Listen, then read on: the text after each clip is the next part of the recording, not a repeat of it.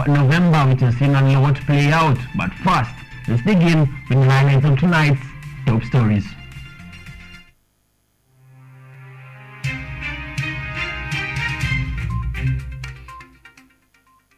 Kenyatta University Vice Chancellor Professor Paul Wainaina reinstated.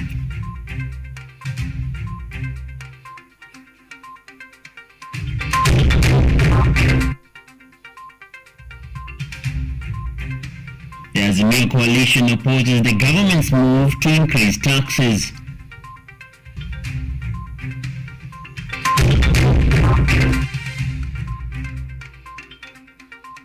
Morave, Atwoli and Jirongo summoned by the Ethics and Anti-Corruption Commission.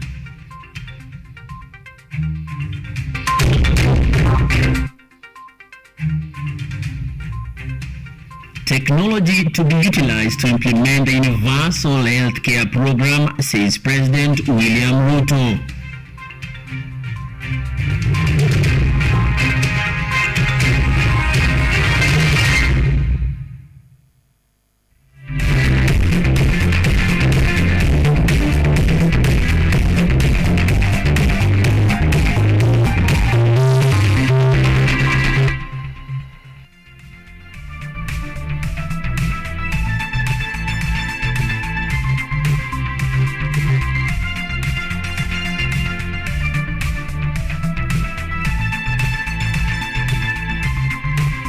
Welcome to the broadcast tonight. My name is Emmanuel Kutosi, and in sign language interpretation will be sailing through with Pascal Victor. This transmission is also sailing through live on YouTube at KTV Kenya and on Facebook, also on SKUTV Kenya. Thursday night primetime news begins now. Professor Paul Wainaina has finally found his way back to Kenyatta University as the Vice Chancellor.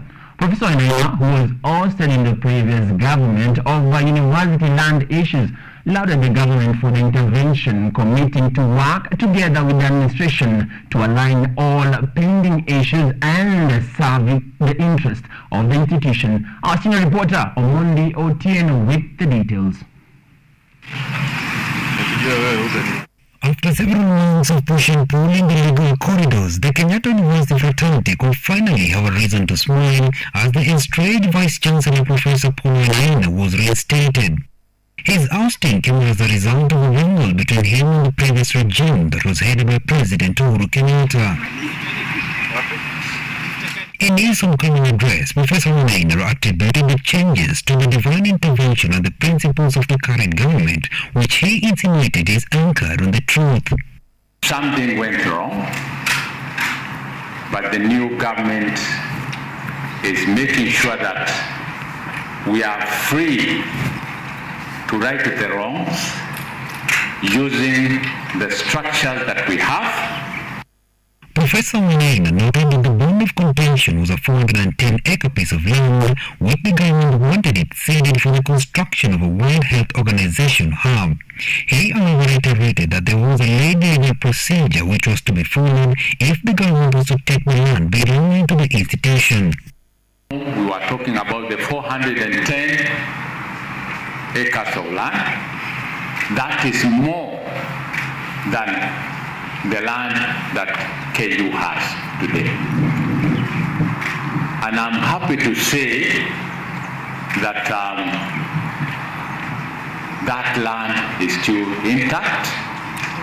Another issue of contention was the Kenyatta University Teaching Referral and Research Hospital, which he appealed to the government to ensure it is surrendered to the university. 4 years after we completed the hospital, our medical students have not been able to step there. So what we are saying, the same way with the good offices of the new government, we are asking our hospital back. The university administration and staff have committed to work with Professor Wainaina to ensure they successfully deliver to the maximum expectations of the institution. It is a day that has witnessed celebration from the Kenyatta University fraternity with the coming back of Professor Paul Wainaina, who has been reinstated as the Vice Chancellor. Professor Wainaina holds that the administration of President William Ruto will help in solving the stiff which occurred between him and the previous government. He has also committed to working together with the new administration for the interests of the university and the nation at large. Omondi Otieno, KUTV, Nairobi. We lay down on the table. Now, celebration rented the air as students and staff at Kenyatta University welcomed back their Vice Chancellor, Professor Paul Wainaina.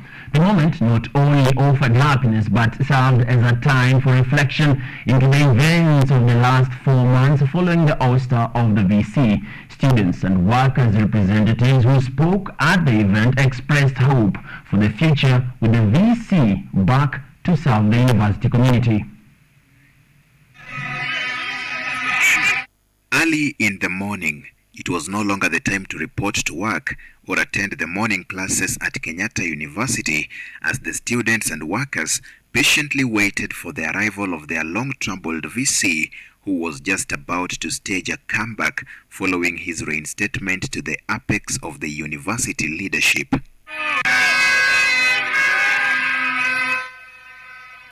At the gate, the expectant faces gleamed as people anticipated the arrival of Professor Paul Wainaina, who arrived just in time for a hero's welcome.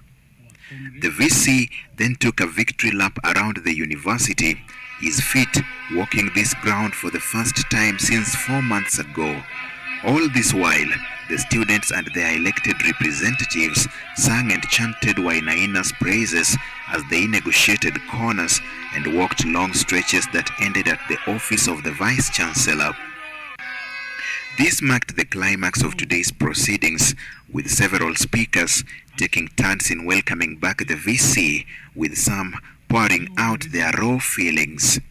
The religious leaders were first up with brief prayers and teachings inspired by Professor Wainaina's turbulent exit and return, which was long overdue.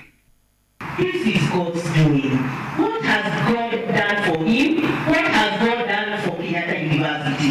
He has removed us from a pit of mud and rock. And our Vice Chancellor, when we look at him, many of us feel stronger to know you always stand for the truth. The workers recalled their last audience with the VC, a session which was sad, but a moment Professor Wainaina had seized to sell them hope when there seemed to be none. Sikasho mko hapa? Na si wafanyikazi oye. Mutapata promotion, mzee amerudi. Sasa mahali ilikuwa imekwama itakuamuka.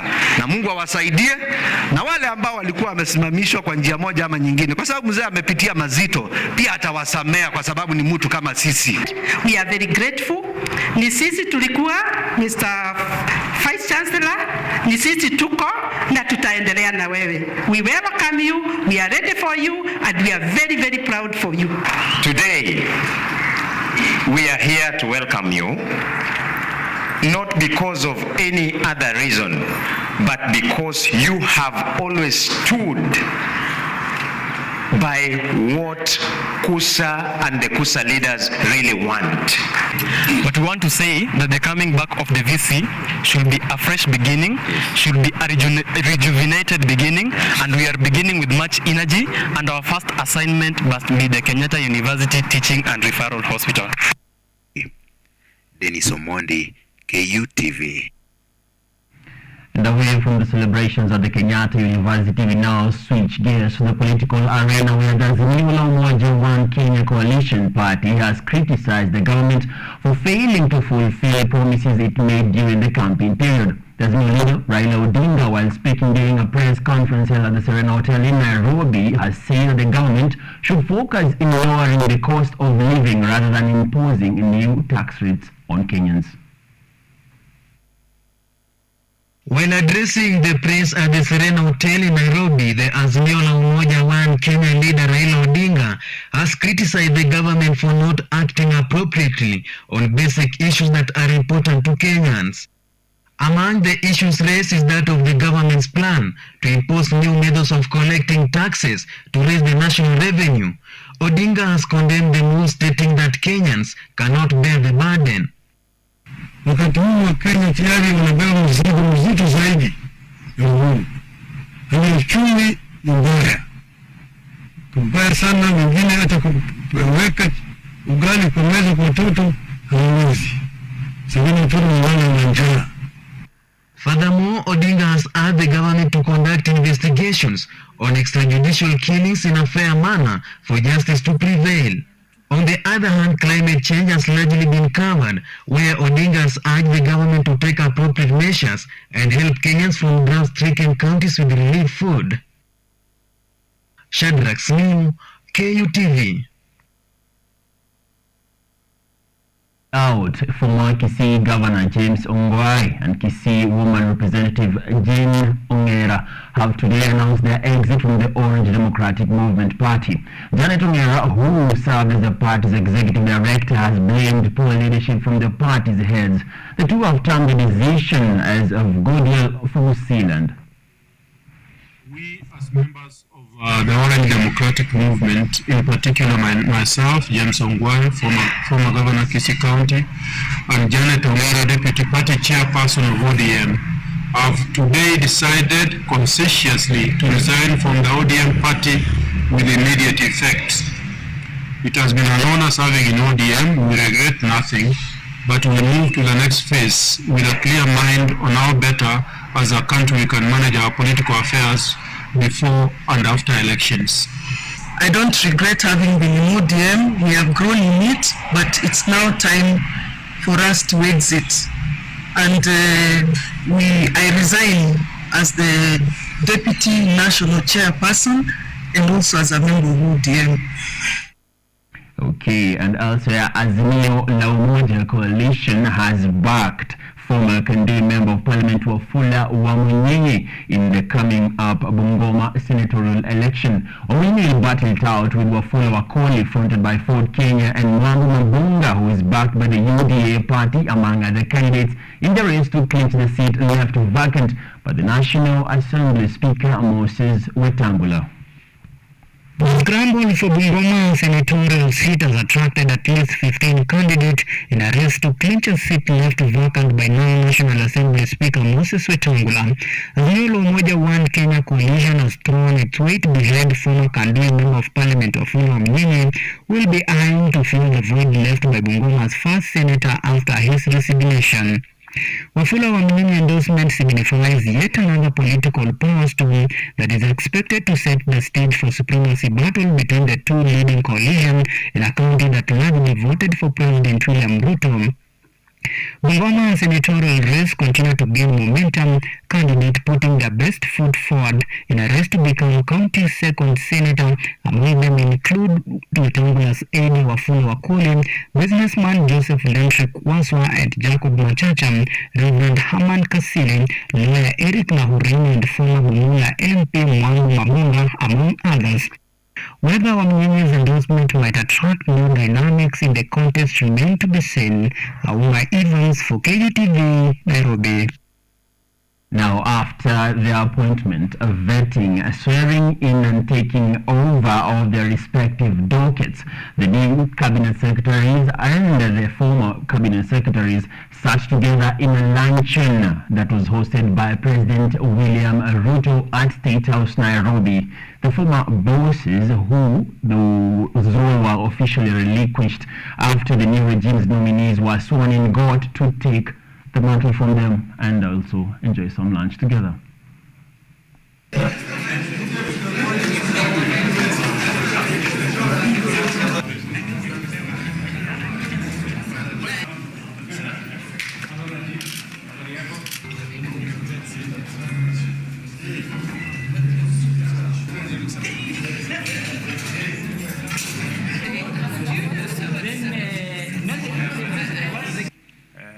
As good citizens of our country and as leaders.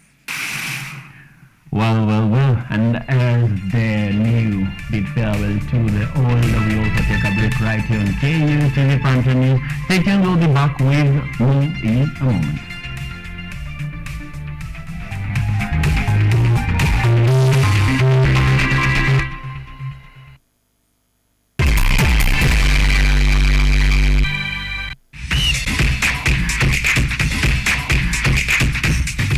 na dukuduku la michezo, tunafungua sanduku la dukuduku kwa ufahamu zaidi. Kila danadana, mitimko, mifiatuko na harakati zote ugani, sisi ni wako mwandani. Kukurukakara zote nyanjani, ziezi kuangaziwa zaidi ya micharazo michezoni. Mimi mwanaspoti wako matata Peter Pinches Mwaora, na kuwa na jopo lenye maarifa sufufu, nikufahamishe na nikuburudishe wewe shabiki shakiki kwa uhakiki na kindakindaki.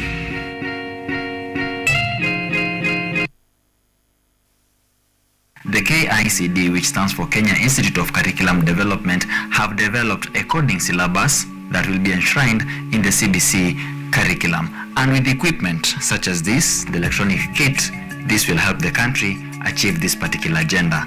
So you'll find that the kit doesn't tell you start from when it comes to the motherboard, start at button 8 or start at button 4. It's just a plain motherboard. Every kit comes with a manual.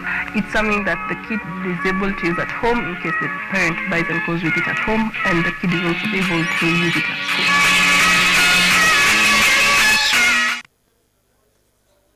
Vera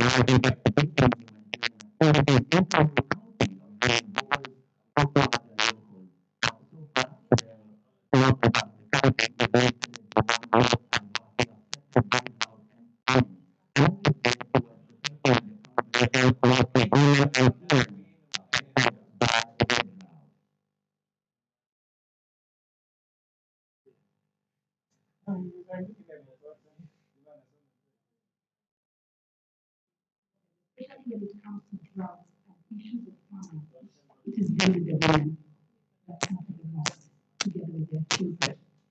And we have seen in the northeastern side that the women have actually been left with the children, and when they don't have water, when they don't have food, they give everything until you have nothing so that your children can get something. So I want to say that I'm very glad that we have come here today to talk about issues of family and hunger, and we know that as much as the strength is very there, we can still do something as even communities.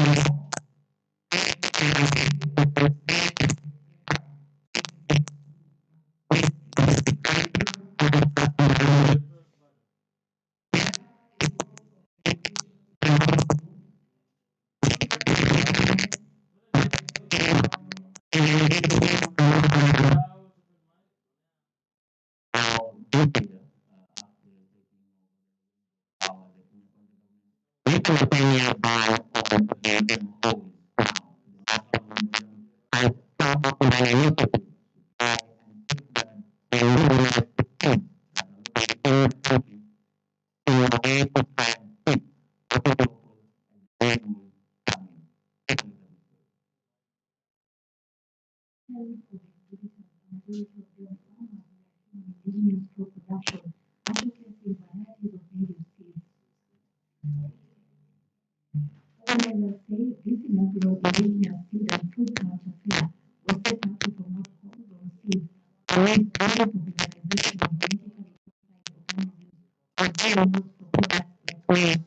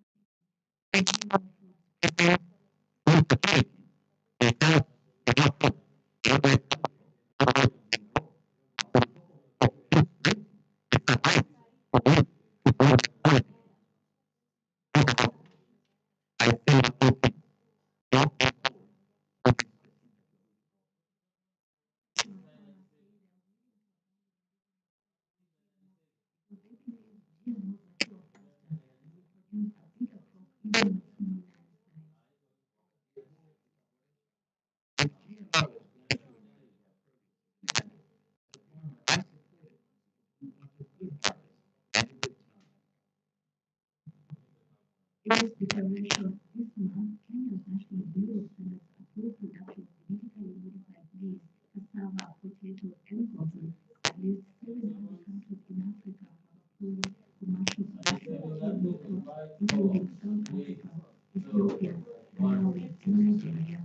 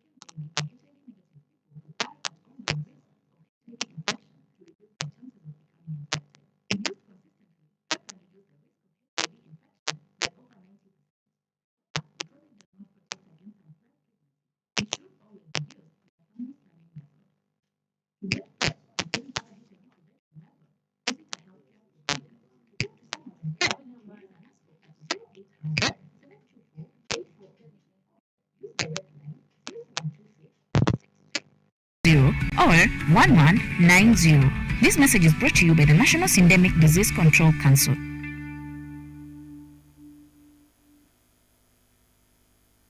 Kuna different types of gardens.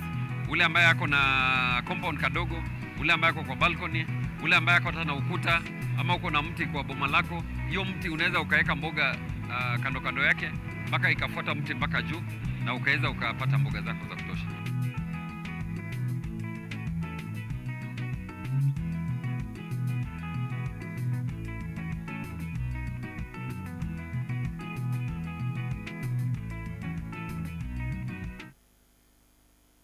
Lola is an app that gives you a chance to watch videos, listen to audios, and read articles wherever you are for free. Motivational stories, dramas, campus life, technology, lifestyle, adventure, sports, academics, jobs, entertainment, and more. Download Lola now on Play Store. All you need, you got Lola. Technology, science, innovation, ICT and research. These are the ingredients upon which the solutions to the 21st century problems are founded. In a world that is rapidly changing, it's all hands on deck to ensure a balance in all fields of life.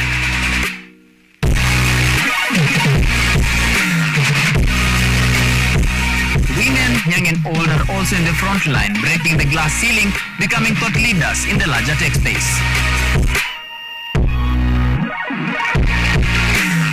Not forgetting, others coded in a language, all for one for all. Make a date with me, Samson Jura, every Monday at 8:30 as we push the mantra, keep learning something new each and every day. Only on KUTV, a new experience.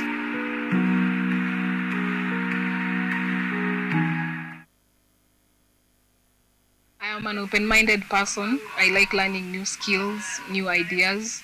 I plan to work harder and push myself to become better and better every day. And I plan to take every opportunity that comes my way.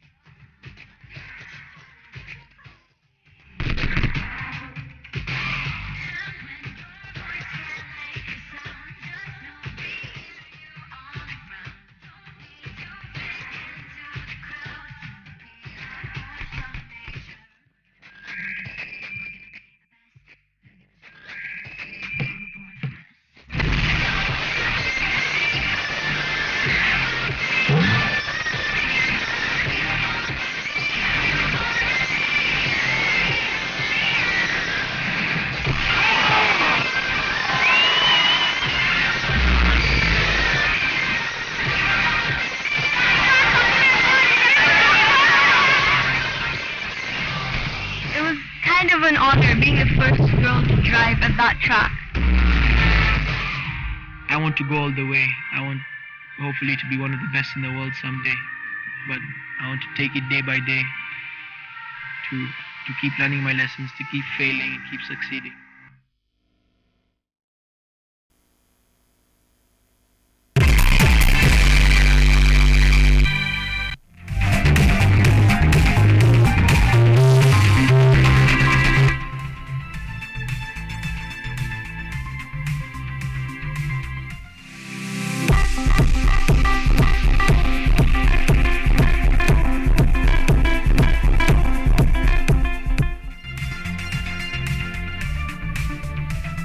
Welcome back to the KTV Prime Time News of the Shift Now Matters Business. And Ndindi Inyoro, John Ngadi and Wanjiku Muhe are among members of Parliament who have been elected to chair the House departmental committees. This comes after legislators from different political parties were approved to serve in different parliamentary committees in accordance with Order 179, Section 6 of the National Assembly. Following the approval of members to serve on several parliamentary department committees by the National Assembly, the committee members have today elected their respective chairpersons who will be leading them in various Kenya's House chambers. Kiharu Member of Parliament Honorable Ndendi Nyoro has been elected as the chairperson of the Parliamentary Committee on Budget and Appropriations. The elections, which were held in accordance with Standing Order 179 Section 6, will see Nyoro lead the most important committee in Parliament, which is responsible for coordinating, controlling and monitoring of the national budget and examining the budget policy statement presented to the House, among others. In his acceptance speech, Nyoro thanked the honorable members for unanimously electing him and reaffirmed the committee's readiness to serve Kenyans by pledging to work together and take a united consultative approach. Teso South Legislature Honorable Mary Emmanuel was elected to serve as vice chairperson. The National Assembly Public Accounts Committee will be headed by nominated Member of Parliament John Mbadi, who was elected unopposed as its chairperson in its first sitting, with Butere Member of Parliament Nicholas Tindi Mwale as the vice chairperson. Mbadi and Mwale, in their acceptance speech, thanked members for the confidence they have bestowed in them by electing them to the helm of the committee. Other members who were elected include Kipipiri Member of Parliament Muhia Wanjiko as chairperson of Regional Integration Committee, Fatuma Zainab Mohammed as Special Funds Account Committee chairperson, and Taita Taveta's Lydia Mzigi, who was elected to lead Diaspora Affairs and Migrant Workers Committee. Eugene Miami, KUTV. Now, according to data from the National Treasury Annual Public Debt Management Report, Kenya's bilateral debt service cost shot up by 82% to 101.9 billion shillings in June 2022 from Kenya shillings 56 billion in June 2021. The report attributes the rise to the bilateral creditors of the end of Kenya's participation in the Debt Service Suspension Initiative. The bilateral payments represented about 1/3 of the total debt service cost, followed by commercial repayments, and multilateral debt service cost took away the smallest share in the period.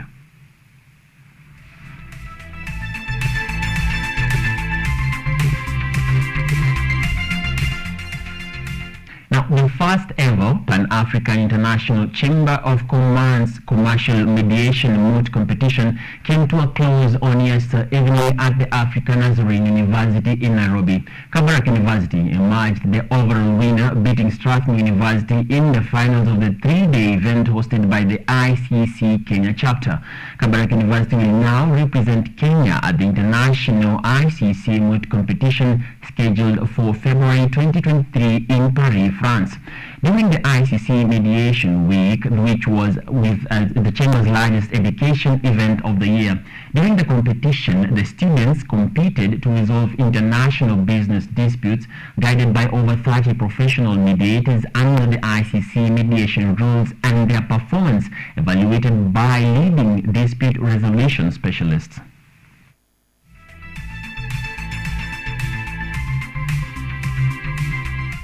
Deputy President Rigathi Gachagua has urged the youth to venture into agriculture.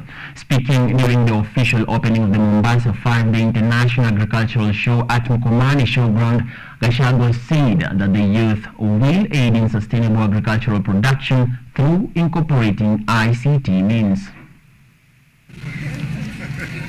The Mombasa International Show under the Agricultural Society of Kenya is resuming after having been suspended for 2 years due to the COVID-19 pandemic that hit the country in 2020.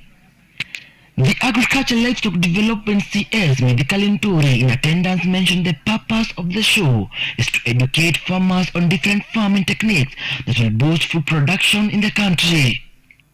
The fairs are major events in the ministry's calendar, as they provide the various actors in the sector an opportunity to showcase continuous innovations and technologies that contribute to the growth of this sector in different fronts. Speaking at the occasion, Deputy Rigathi Gachagua urged the youth to put in effort in agriculture and to incorporate technologically advanced farming. I am particularly concerned that despite the promising innovations from our young people, there is low youth participation in agriculture, inadequate integration of ICT, and low mechanization in production. That is why we are spearheading sustained agricultural reforms to accelerate integration of smart farming, as conceived under the Kenya Kwanza plan. The show commenced today, Wednesday 2nd, and runs up to Sunday 6th of November. Jeff Mongi, KUTV. Thank you, Jeff Mongi, for that report on Scene of the Coast. Deputy President Rigathi Gachagua has said that essential operations have returned to the port of Mombasa in line with the campaign promised by the Kenya Kwanza administration. While opening the 2022 Mombasa International Show, Gachagua said the Kenya Kwanza administration will always protect the stature of the port, saying it was a national resource that not only benefits the coastal region but the whole nation. President William Ruto had issued an order to enforce this shift on his first day in office back in September. Mombasa Governor Abdul Swamad Nasir further confirmed that clearing and forwarding activities were back to the coastal city. Lakini tangu tuchukue ushukani, agizo la kwanza la rais mpya wa Jamhuri ya Kenya ni bandari ilegeshwe hapa Mombasa, na imelegeshwa. Na kwa hivyo tuna matumaini ya kwamba uchumi wa pwani utafufuka. Na hivi karibuni nimemwambia gavana, mimi mwenyewe nitapata nafasi tukuja na hawa viongozi tuzunguke bandari tukiangalia vile biashara inaendelea, kwa sababu tunataka kufufua uchumi wa hapa pwani. Tumekaa na stakeholders, wale Kenya Institute of Freight Forwarders, wale ambao kwamba wanafanya ile kazi ya clearing and forwarding. Jana nilikuwa na mkutano na wao, and I want to assure you, kwanza I confirm ya kwa hiyo program ya kuregesha bandari Mombasa has already been effected, tayari imekuwa. I am part and parcel of that witnessing. Pili, tayari wananiambia ya kuwa tayari kuna watu wenye kuanza kuleta interest ya kufungua biashara zao hapa Mombasa, na ndio tunaoyataka kuendeleza Mombasa yetu. This is the kind of partnership that we are seeking as the county of Mombasa. Now, a made in Kenya brand passionate about ethically making high-end goods for little ones is pushing the mantra Buy Kenya, Build Kenya in the global stage. Manufacturing all of its products in-house, is passionate about working with women and youth, helping Kenya towards attainment of her Vision 2030. Here's the story of what started out as a gift for a friend that quickly grew into a business that is fixated on a high standard of craftsmanship and attention to detail. On arrival at this studio setup situated in Nairobi's Thome Estate, we are dumbfounded and left gasping at every bit of creativity expressed in form of infant clothing and toys made by a Kenyan brand called Eclair. Our attention is greatly drawn to how the high-end goods for the little ones are crafted using African print material, otherwise referred to in the local dialect as kitenge. Everything is crafted in this studio where on a normal day, the situation can be described to be as busy as a beehive, with about 10 people working here. But for the purposes of filming, only 5, including our camera crew, could fit. Power, like all the way. Meet Claire Munyai, a creative entrepreneur and the founder of Eclair, a brand passionate about ethically making goods for children. After finishing design school while living in the United States of America, she tried her hand in the fashion design world, but being what is termed as a minority in the land of the free, she couldn't get opportunities to showcase her talent at an industrial level. I was always, using my free time to make things. So that kind of grew into like a very rough idea of I would love a business where like my things are sold. Like the things that I make are saleable. And then that kind of evolved into my passion, which is really like made in Africa and women. So this ended up turning into like a women run, and like we're working with women's space to make not just my brands, but now other people's brands. So I used to do like New York Fashion Week and LA Fashion Week, but what actually ended up bringing me back home is that, okay, first there were not enough opportunities for like black women, youth, the funding, all of those things. So I reached a place where I said, I really want to continue making my own things, but I would rather do it at home. Her primary vision coming back to Kenya was to only do the initial designs and samples, but to commission a factory to do the mass production, which didn't work out as she had envisioned. Being a stickler for high standards of craftsmanship and attention to detail, she decided to build a team enriched with skills to meet the quality of this type of art never seen before in Kenya. There was a gap in the market in that we don't have very many like quality made in Kenya / made in Africa goods. It's changed since I started, but the idea was to bring the quality and bring a place where when guys work with you, they have that trust, they have that peace of mind, they're able to run their business, they're able to believe in your products and your brand. Her staff is all women of a mature age, all being older than her, but the camaraderie is quite impeccable. I asked Claire if this was a prerequisite for working with and or for her, and this is her reservation about it. You do get a lot of workplace kind of obstacles and challenges, more so with the youth that I have met. Not all youth, but additionally with tailoring, you need that experience. We found that we did have like a lot of youth, and we found it was really impacting us negatively because nobody had the experience. Jane Wanjiro, who is one of the senior most tailors working at Eclair, talks about her experiences working with Claire for the past 5 years dealing in the craft. So I have been helping Claire make patterns for the samples. Because of my experience, she asks me a lot of questions, and we have been working for almost 5 years together. She has grown a lot. When I found her, she only had a couple of machines. Now, the number has increased and business is booming. In this small studio, Eclair makes products for other international brands as well. Her largest clientele of the merchandise are people who visit the country and buy the products as gifts for their loved ones. And with the quality of products affecting the pricing of the commodity, many people locally don't find it economically viable, since most want something for the last price, and this definitely affects how workers are paid. Claire insists on focusing on exports as it brings in more income and remains hopeful that many Kenyans will acclimatize to the high-end type of living and buy Kenya to build Kenya. It will be a feeling of total happiness when you visit a foreign country and go to their markets or shopping malls and find products made in Kenya by Kenyans for the rest of the world. And Eclair is one of these companies beside athletics that is putting Kenya on the global map. Samson Jura reporting for KUTV, Nairobi. All right, and after that business report, we now take our second break right here on KUTV Prime Time News. After the serious matters that are money-making, we now move into the sports segment, which is coming up in a minute.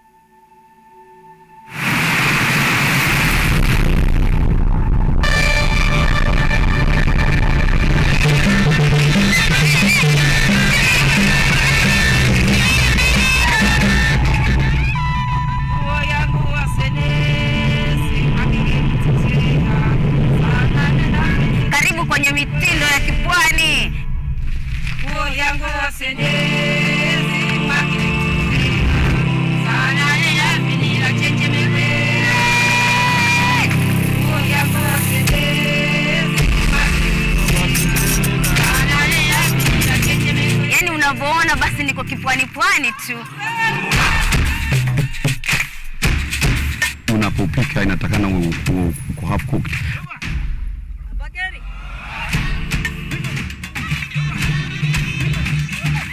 Tui ni nazi imekunwa, inawekwa kwa hii samaki juu.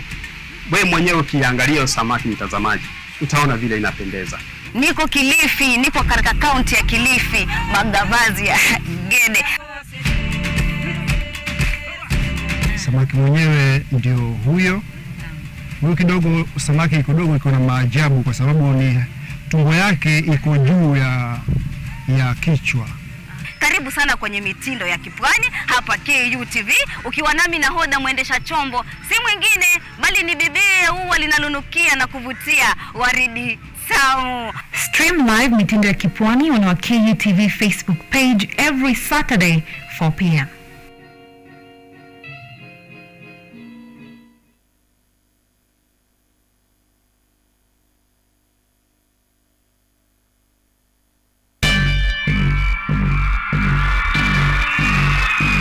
Freshman in Kenyatta University.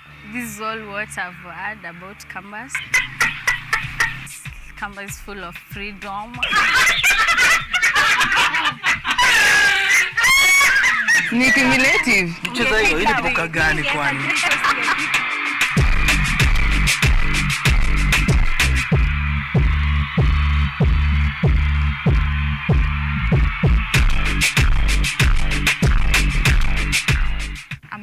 Student, and I mostly hang out at shopping center. I'm an arboretum, and what I'd tell first years is it's never too late to start being serious.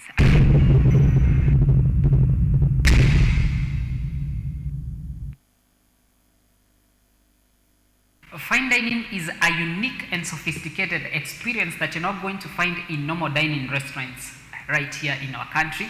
In this new season, we are going to be bringing you this amazing experience right in your dining tables and even in your kitchen. I'm your chef and host, John International 254, and this is your favorite show, our Delicacy Show.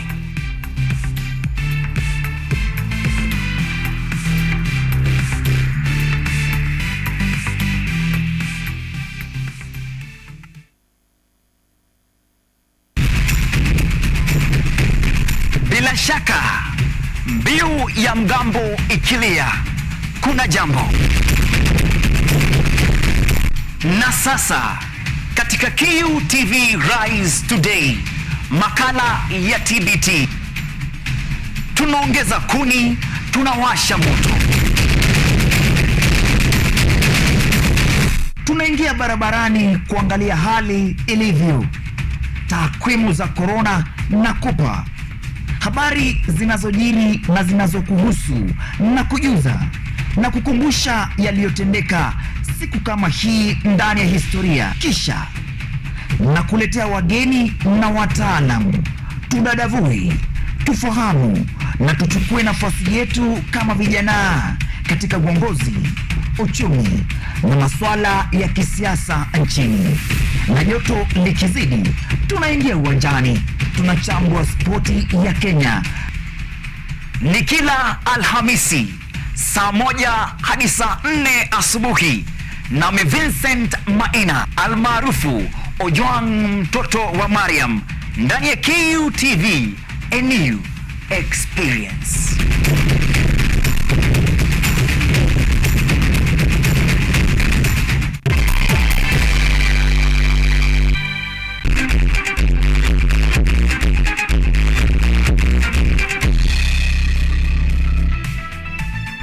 Welcome back as we dive into the sporting arena with the story of a rising star. Now, under 800 meter champion Emmanuel is the only Kenyan athlete who has been nominated by the World Athletics for the 2022 Men's Rising Star Award.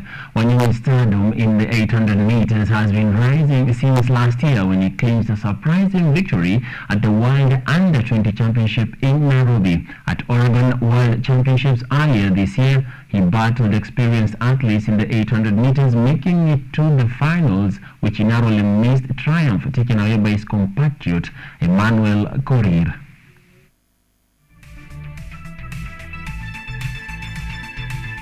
Barely 3 weeks to the FIFA World Cup kickoff, Tottenham's forward Son Heung-min is expected to undergo surgery following a fracture around his left eye, which put his South Korean star's World Cup participation at risk.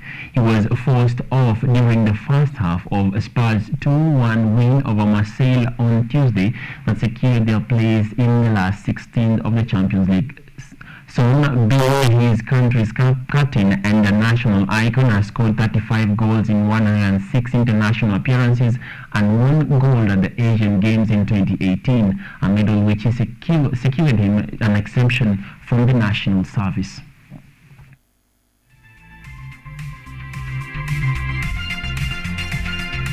And finally, the UEFA Champions League final group stage matches continued yesterday, where English champions Manchester City wrapped up the group stage with a 3-1 victory against Sevilla at the Etihad Stadium. Elsewhere, Chelsea beat Croatian side Dinamo Zagreb 2-1, making it 4 wins in 6 matches in the competition. Rafamir is there! He scored now! And a deathly... Group leaders Manchester City came out on top against Spanish side Sevilla.